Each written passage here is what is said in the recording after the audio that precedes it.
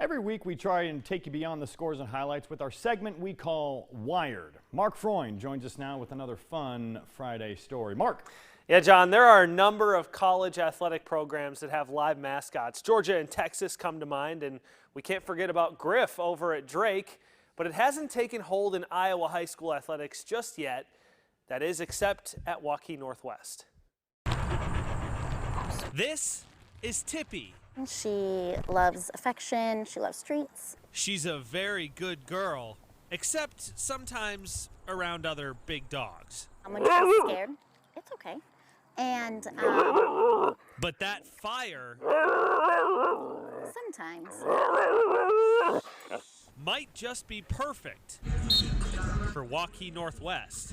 Obviously, you know, as a new school, we're trying to find ways to build tradition and create a new identity. They wanted a lead wolf. We threw around the ideas of trying to find a real wolf, but obviously that wasn't very realistic. we sent a picture to the coach, and within hours the coach had texted my husband back and said, yep, that's the dog that we want for the mascot this year.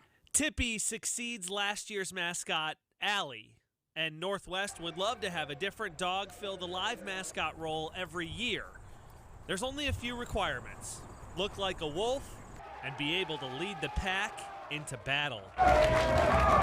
She does pretty great once we're in the stadium and down on the track. And if you listen, you might hear her talking back to some of the noises on the field. A woofing good time for Tippy and the Wolves. It's just kind of nice to have with us, and it's nice with the fans. I think the fans really enjoy it, and something to add to kind of that game day atmosphere and the tradition we're trying to build. What a gorgeous dog. Tippy leads Waukee Northwest into a tilt against Johnston. The Wolves looking for their first win of the year, and this will help. Sam Johnson breaks free down the sideline, then look at this move. Whoop! 69-yard house call. Waukee Northwest takes a 7-0 lead. The defenses dig in after that. Some big stops for both Johnston and Waukee Northwest, but the Wolves' defense was better. Northwest picks up its first win of the year and hands Johnston its first loss. The final score, 21-7. Good dog, good win. Love Tippy, and a good win from the Wolves there in Northwest. All right, thank you, Mark, very much.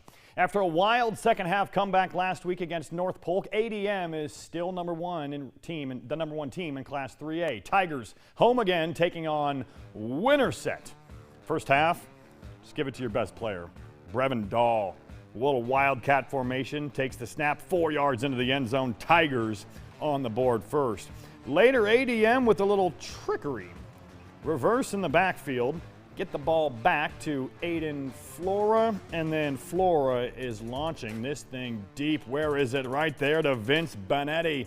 Got it, 46 yards. ADM pulling out all the stops, moving that ball, and that sets up Flora. This time he's going to keep it. No trickery here. This is just power to the right side, roll out. Beat the defense to the goal line, dives in, 14-zip ADM. Tigers are ranked number one for a reason. They roll 42-14. 10th ranked Norwalk traveling north to take on Dallas Center Grimes. Second half, Landon Hochstein. QB keeper, just follow that block. 12-yard touchdown, 28-21, Norwalk on top. Warriors get the ball right back on the next possession.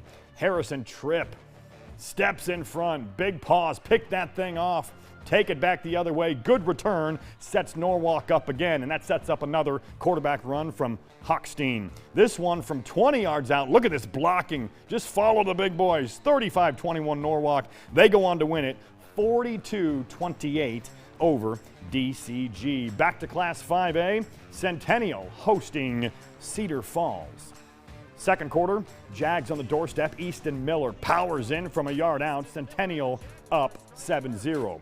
More in the second quarter. Elijah Porter this time right up the middle into the end zone from 6 yards out. Good win for the Jags, 28-14 over Cedar Falls.